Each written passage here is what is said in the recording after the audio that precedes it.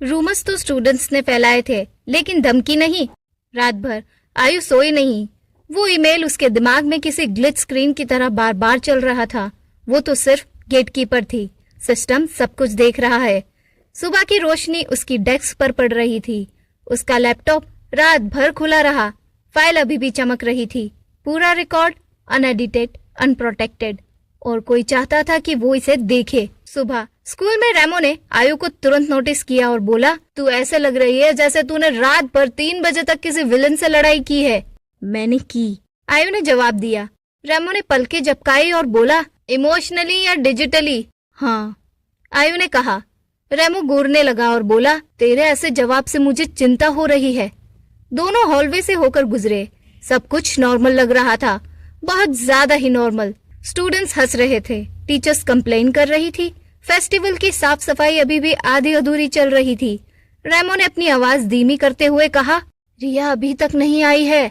Suspended, आयु ने कहा। For how long? रेमो ने पूछा। लॉन्ग इनफ, सोचने के लिए काफी टाइम मिल जाएगा। रेमो ने सिर हिलाया और बोला, वो और भी बदतर होकर लौटेगी। हाँ बिल्कुल, आयु ने कहा। और तू इस बारे में शांत है? रेमो ने पूछा। आयु ने चलना बंद कर दिया और बोली, मैं शांत नहीं हूँ। उसने धीमी आवाज में कहा। ये सबटल था, लेकिन ये उसका नॉर्मल टोन नहीं था। रेमो ने ये बात नोटिस की। नेक्स्ट पीरियड में दोनों लाइब्रेरी में छिप गए। आयु ने अपना लैपटॉप खोला। रेमो आगे की ओर झुका और बोला, ओके। उसने फुसफुसाते हुए कहा, शो मी द एविल। आयु ने स्क्रॉल किया। Attendance record, transfer records, incident report. Remo ने भौएं चढ़ा ली और बोला, वेट, तो इस इंसिडेंट की वजह से तूने ट्रांसफर करवाया था? आयु की निगाहें स्क्रीन से नहीं हटी। रेमो ने कहा, इसमें लिखा है कि तूने सार्वजनिक शांति को उकसाया है। मैंने ऐसा कुछ भी नहीं किया, आयु ने कहा। रेमो ने आयु की ओर देखा और पूछा, वास्तव में क्या हुआ था? कुछ देर साइलेंस के बाद आयु ने कहा, स्टूडेंट काउंसिल के इलेक्शन हुए थे, फ्रॉड हुआ था और मैंने इसका पर्दाफाश कर दिया था। रेमो ने पलकें झपकाई और बोला, बेशक तूने ऐसा किया ही होगा। कैंडिडेट्स की फैमिली बड़ी हस्तियां थी, उन्होंने पूरी कहानी को पलट दिया। आयु ने आगे कहा, और तुझे विलन बना दिया? रेमो ने पूछा। हाँ, आयु ने जवाब दिया। रेमो धीरे से पीछे झुक गया और बोला, तो तू गिल्ट की वजह से नहीं भाग रही थी? नहीं, आयु ने कहा। तू उस तमाशे से भाग रही थी? रेमो ने कहा। आयु ने लैपटॉप बंद कर दिया और बोली, हाँ।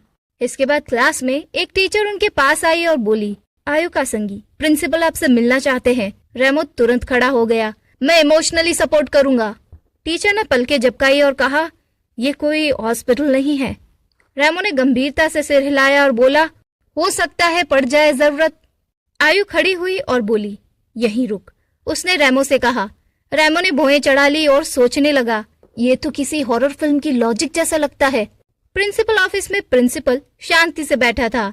उसके अलावा एक और आदमी था जिसने फॉर्मल सूट पहना था। वो स्कूल के स्टाफ से तो नहीं था, पेरेंट्स भी नहीं था। उसकी तेज नजरें और काम स्माइल थी।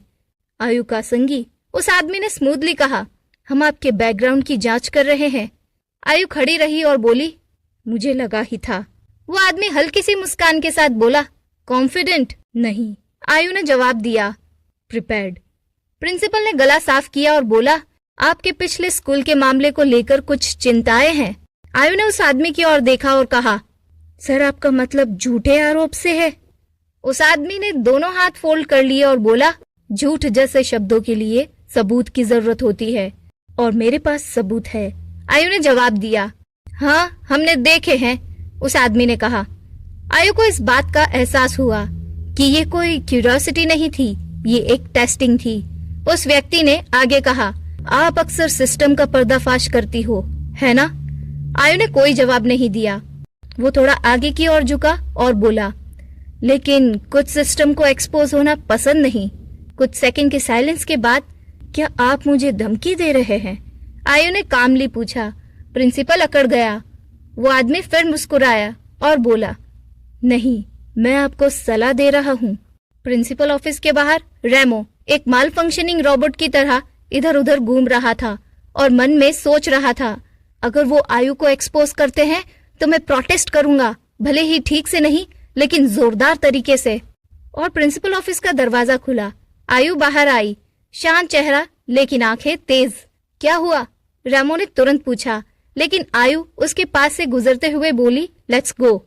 ये तो कोई जवाब नहीं था, रेमो ने कहा। वो लोग देख रहे हैं, आयु ने फ्रस्ट्रेट होकर कहा। रेमो जम गया। वो लोग मतलब? हायर एडमिनिस्ट्रेशन, आयु ने कहा। रेमो ने 2 बार पलकें झपकाई और बोला, ऐसा क्यों लग रहा है जैसे ये सीजन 2 के विलन का इंट्रोडक्शन हो रहा है। आयु ने कोई जवाब नहीं दिया। इसके बाद दोनों खाली सीढ़ियों के पास पहुंचे। आसपास कोई नहीं था। रेमो ने उसे धीरे से रोका।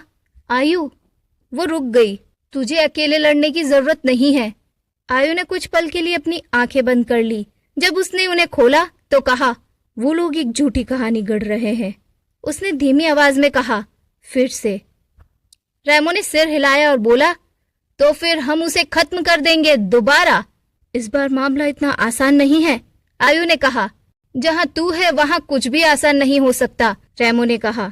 आयु लगभग मुस्कुराई, लगभग, और कहा, रीकू, उसने धीरे से कहा, अगर ये सब मेरे खिलाफ हो गया तो मैं तुझे अकेले नहीं छोड़ूंगा, रेमो ने कहा। मैंने तुझे ऐसा करने के लिए नहीं कहा है, आयु बोली।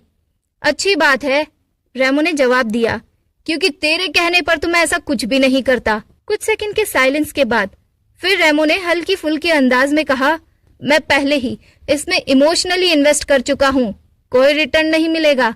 आयु ने एक लंबी सांस छोड़ी। उस शाम सिक्योरिटी रूम में वही सूट पहने हुए आदमी एक मल्टीपल कैमरा स्क्रीन के सामने खड़ा था।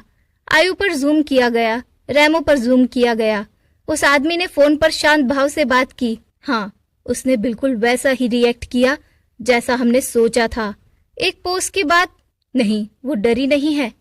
एक और पोज, लेकिन अब जरूर डरेगी। स्क्रीन को जूम करके और करीब लाया गया। आयु ने अचानक ऊपर देखा, सीधे कैमरे की ओर। एक पल के लिए ऐसा लगा जैसे उसे सब पता था। कहानी में बेहद रोमांचक मोड़ आने वाला था। ये सब अब स्कूल की नौटंकी तक नहीं रहा।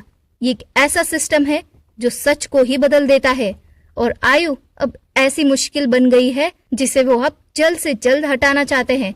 और यहीं पे हमारा आज का एपिसोड खत्म होता है। आज का एपिसोड आपको कैसा लगा ये कमेंट सेक्शन में जरूर बताएं और सब्सक्राइब जरूर कर लेना।